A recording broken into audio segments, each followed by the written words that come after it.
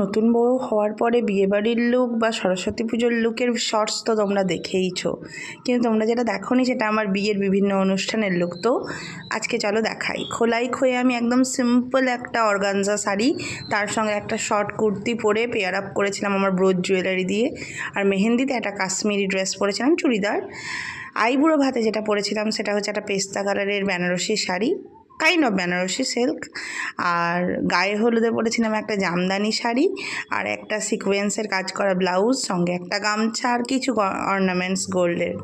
আর বিয়ের সাজে আমি কিছু গোল্ড এবং সিটি গোল্ডের গয়না পেয়ার আপ করেছিলাম সুন্দরভাবে, একটা লাল, কিন্তু লালের একটা দারুণ শেডের বেনারসি শাড়ি দিয়ে। আমার বেনারসি কালারটা কিন্তু খুবই ইউনিক, তাই না?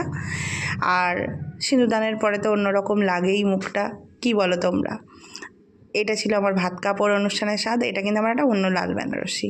আর বউ ভাতে আমি একটা হালকা জাম, তার সঙ্গে ডুয়াল টোন ছিল ব্লুয়ের, ওই কালারের একটা শাড়ি পরেছিলাম, সঙ্গে কিছু গোল্ডের জুয়েলারি পরেছিলাম, সিলভারের মুকুট পরেছিলাম।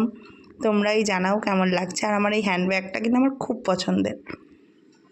আর নতুন বউ তো দেখে